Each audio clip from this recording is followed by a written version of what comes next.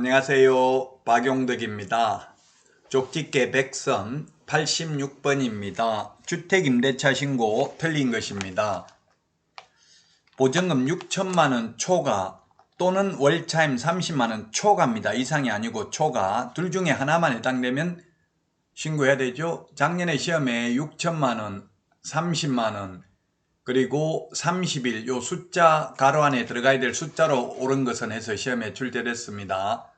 6천만원 초과 또는 월차임 30만원 초과하면 계약일로부터 30일 이내 신고관청에 공동으로 신고해야 됩니다. 2번 정정 신청을 하려는 임대차 계약 당사자는 임대차 신고 필증의 정정사항을 표시하고 해당 정정 부분에 공동으로 서명 및 날인이 아니라 또는 날인해서 신고관청에 제출해야 됩니다. 또는입니다. 그래서 틀렸습니다. 밋이 아니고 또는입니다. 또는. 계약서 확인 설명서만 서명 및 날인하고 그 외의 모든 서류는 서명 또는 날인입니다. 공인중개사법하고 부동산거래 신고 등에 관한 법률은.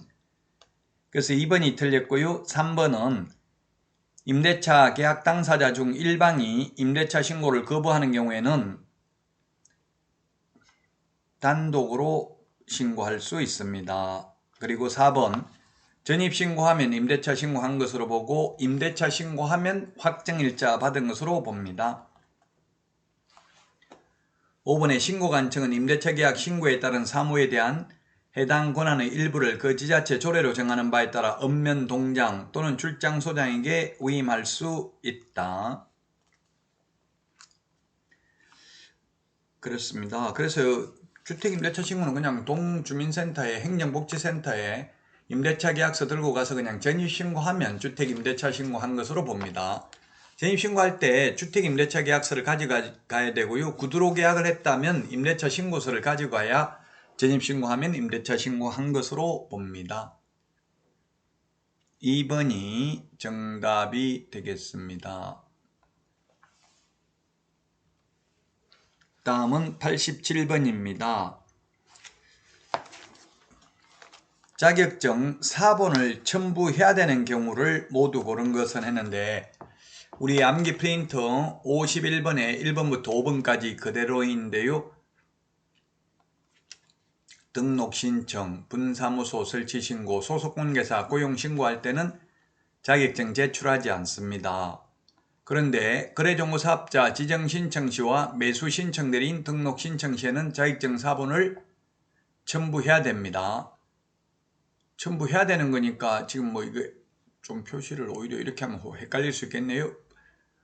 1, 2, 3번은 첨부하지 않고 4번, 5번은 첨부를 합니다. 거래정보사업자 지정신청 시와 매수신청 대리인 등록신청 시. 그래서 이게 논리적으로 설명하기가 좀 어려운 부분이에요. 그 왜 첨부 안 해도 되냐 하면 1, 2, 3번은 직접 등록관청이 시도의사에게 확인할 수 있기 때문에 전산화되어 있기 때문에 안 한다 이렇게 설명할 수 있는데 그러면 4번, 5번은 왜 해야 되냐 이게 대해서 논리적으로 설명할 수 없습니다. 국토부에 전화해서 물어보니까요. 국토부 그 담당 직원이 이건 왜 빠졌지 이렇게 하더라고요. 그래서 아마 입법의 불비인 것 같아요. 거래정보사업자 지정 신청할 때도 확인할 수 있는데 전산화되어 있기는 한데 어쨌든 우리 법조문에는 제출하라고 되어 있으니까 그냥 그대로 암기할 수밖에 없습니다. 첨부해야 되는 거 2개가 되겠네요. 2번이 정답입니다. 거래정보사업자 지정신청 시와 매수신청 대리인 등록신청 시에는 자격증 4번을 첨부해야 됩니다. 자, 다음은 88번 다음 문제 보도록 하겠습니다.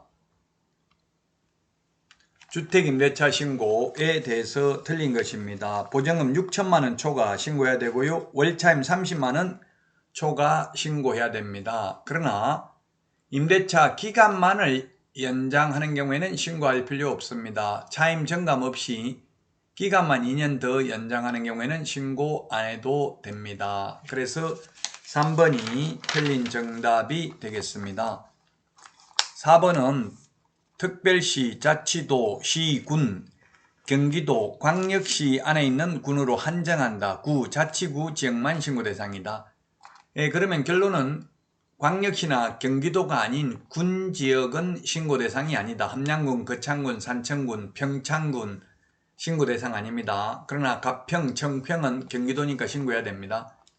뭐 시험에 이게 경기도에 있는 가평군이 경기도에 있는지 없는지 이렇게는 안 내겠죠. 근데 시험에 낸다면 경기도 가평군 이렇게 해주겠죠. 자, 그 다음에 5번 주택임대차 계약의 임차인은 주민등록법에 따른 전입신고를 하는 경우 주택임대차 계약 신고를 한 것으로 보는데 이때는 임대차 계약서 또는 임대차 신고서를 제출해야 된다. 임대차 계약서 있으면 임대차 계약서 제출하고 계약서 없으면 신고서를 제출해야 됩니다. 다음은 89번 문제 보겠습니다. 포상금 지급 대상이면서 1년 이하의 징역이나 1,000만 원 이하의 벌금입니다. 포상금 지급 대상이 무부양, 광시공시죠. 무부양,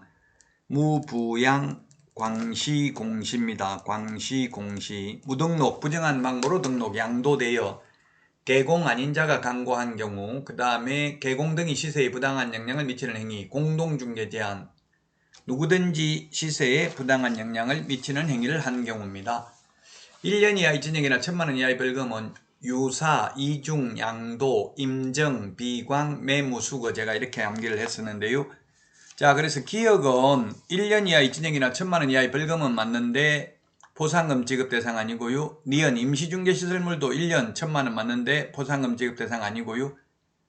디귿은 양도되어 하면 1년 이하의 징역이나 1,000만 원 이하의 벌금이고 포상금 지급 대상에 해당합니다.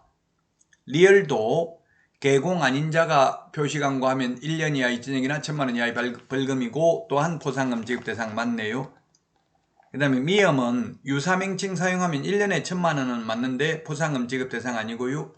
비읍에 개업공개사가 단체를 구성하여 특정 중개사물에 대하여 중개를 제한하거나 단체 구성은 이외의 자와 공동중개를 제한하면 포상금 지급 대상에는 해당되는데 3년 이하의 징역이나 3,000만 원 이하의 벌금입니다. 따라서 1년 이하의 징역이나 1,000만 원 이하의 벌금에 해당되면서 포상금 지급 대상에 해당되는 것은 디귿, 리얼 이 두 개가 되겠네요. 두 개가 해당이 되겠습니다.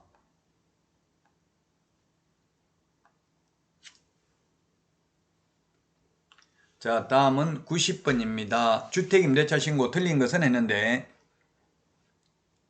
1번 주택임대차 계약의 보증금, 차임 등 계약금액을 거짓으로 신고한 자를 관계 행정기관이나 수사기관에 신고 고발한 자에게는 예산의 범위 안에서 포상금을 지급할 수 있다.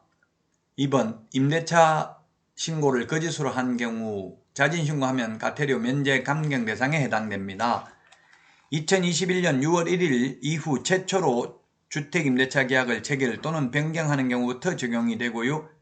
자, 그 다음에 4번 광역시 및 경기도 관할구역에 있는 군 외의 군지역은 신고 대상 아닙니다. 5번 주택임대차 계약 당사자는 주택법에 따른 주택법이 틀렸네요. 주택법이 아니라 주택임대차 보호법입니다. 이게 무슨 차이가 있을까 이런 생각을 할 수 있지만 다릅니다. 즉 뭐냐면 오피스텔은 주택법상 주택 아닙니다. 그러나 오피스텔도 주택임대차보호법에서는 주택으로 사용하면 주택입니다. 주택임대차보호법이란 실제 주택으로 사용하면 오피스텔은 또 건축법상은 업무시설이죠.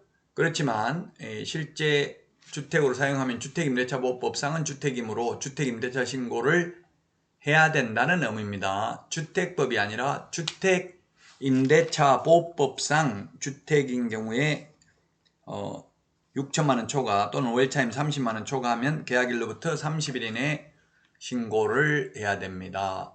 따라서 5번이 정답이 되겠습니다. 자, 여기까지 하고 다음 시간에 찾아뵙겠습니다. 수고하셨습니다. 안녕.